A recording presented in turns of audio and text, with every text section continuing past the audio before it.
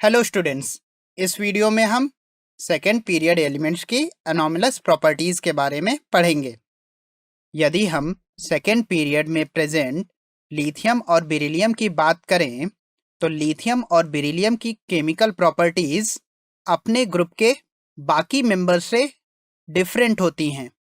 जैसे कि लिथियम और बेरिलियम से बनने वाले कंपाउंड्स कोवैलेंट नेचर के भी होते हैं, वहीं इनके ग्रुप के बाकी मेंबर्स आयनिक कंपाउंड फॉर्म करते हैं।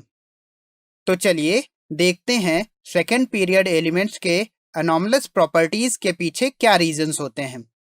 सेकेंड पीरियड एलिमेंट्स अपने ग्रुप में सबसे ऊपर होते हैं, जिसके कारण इनका साइज ग्रुप के बाकी एलिमेंट्स के कंपेयर में बहुत ही छोटा होता है। आप यहाँ पर ग्रुप 1 के लिए एटॉमिक साइज का ट्रेंड देख सकते हैं। पीरियड 2 के एलिमेंट्स का साइज बहुत छोटा होने के कारण इनकी इलेक्ट्रोनेगेटिविटी भी काफ़ी ज़्यादा बढ़ जाती है, जिसके कारण यह इलेक्ट्रॉन्स को आसानी से अपनी तरफ अट्रैक्ट कर पाते हैं और इनकी केमिकल रिएक्टिविटीज़ काफ़ी डिफरेंट हो जाती हैं।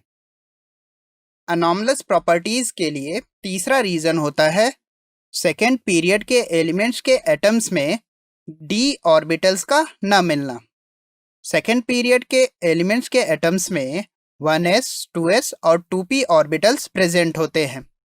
वहीं अगर हम थर्ड पीरियड या फिर उनसे नीचे वाले एलिमेंट्स की बात करें तो उनमें d ऑर्बिटल्स प्रेजेंट होते हैं, जिसके कारण सेकेंड पीरियड के एलिमेंट्स अपने ऑक्टेट को एक्सपेंड नहीं कर सकते, या फिर कहें ये ज़्यादा कोवैलेंसी शो नहीं कर सकते हैं। किसी भी एलिमेंट की कोवैलेंसी से मतलब यह होता है कि वह एलिमेंट कितने बॉन्ड बना सकता है। तो सेकेंड पीरियड के एलिमेंट्स मैक्सिमम 4 बॉन्ड्स बना सकते हैं, वहीं थर्ड पीरियड या उससे नीचे के एलिमेंट्स अपना ऑक्टेट एक्सपेंड करके 4 से ज़्यादा बॉन्ड्स बना सकते हैं, या फिर कहें वह अपना कोवैलेंसी एक्सपेंड कर सकते हैं। सेकेंड पीरियड के एलिमेंट्स का साइज छोटा होने के कारण इनके ऑर्बिटल्स अच्छे से ओवरलैप कर पाते हैं, जिसके कारण यह मल्टीपल बॉन्ड फॉर्म कर पाते हैं। वहीं थर्ड पीरियड या उससे नीचे के एलिमेंट्स के केस में p ऑर्बिटल्स की ओवरलैपिंग उतने अच्छे से नहीं हो पाती, जिसके कारण इनके बीच बनने वाले मल्टीपल बॉन्ड की स्ट्रेंथ काफ़ी वीक होती है और कुछ केसेस में ये मल्टीपल बॉन्ड फॉर्म होना पॉसिबल ही नहीं होता है। सेकेंड पीरियड के डिफरेंट एलिमेंट्स भी आपस में कंबाइन करके मल्टीपल बॉन्ड्स बना सकते हैं, जो कि काफ़ी ज़्यादा स्टेबल होते हैं।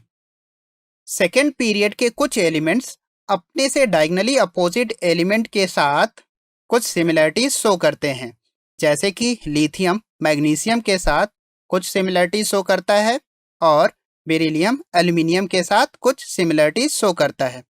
सिंस यह अपने डायगनली अपोजिट एलिमेंट के साथ सिमिलरिटी शो कर रहे हैं, तो इसीलिए इन एलिमेंट्स के बीच स्टेब्लिश होने वाले रिलेशनशिप को ही हम डायगनल रिलेशनशिप कहते हैं।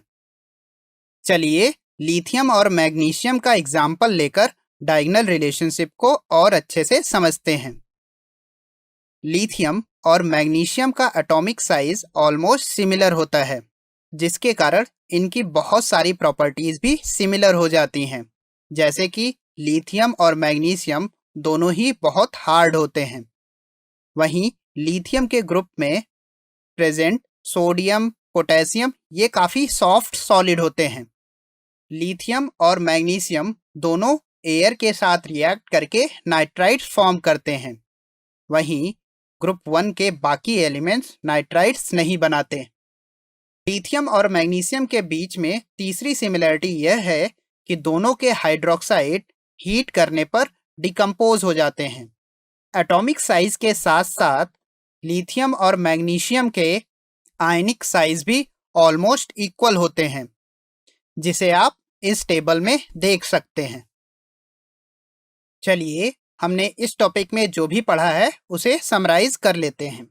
हमने पढ़ा है कि पीरियोडिक टेबल में लेफ्ट और राइट दोनों एक्सट्रीम्स पर प्रेजेंट एलिमेंट्स की रिएक्टिविटी सबसे ज़्यादा होती है, वहीं सेंटर वाले एलिमेंट्स की रिएक्टिविटी कम होती है। जितने भी हाईली रिएक्टिव एलिमेंट्स होते हैं वो नेचर में फ्री स्टेट में नहीं मिलते हैं, ये हमेशा कंपाउंड्स के फॉर्म में कंबाइंड स्टेट में मिलते हैं। हमने यह भी पढ़ा कि मेटल्स द्वारा बनाए गए ऑक्साइड्स बेसिक नेचर के होते हैं, वहीं नॉन मेटल्स द्वारा बनाए गए ऑक्साइड्स एसिडिक नेचर के होते हैं। Na2O सबसे ज़्यादा बेसिक मोनोऑक्साइड होता है, वहीं Cl2O7 सबसे ज़्यादा एसिडिक ऑक्साइड होता है। नेचर में कुछ एम्फोटेरिक ऑक्साइड्स भी मिलते हैं जो एसिडिक और बेसिक दोनों नेचर को शो करते हैं, जैसे कि एल्युमिनियम ऑक्साइड। वहीं कुछ ऐसे भी ऑक्साइड्स मिलते हैं जो न्यूट्रल बिहेवियर को शो करते हैं। अब तक पढ़े कॉन्सेप्ट की हेल्प से आप इन प्रॉब्लम्स को सॉल्व कर सकते हैं।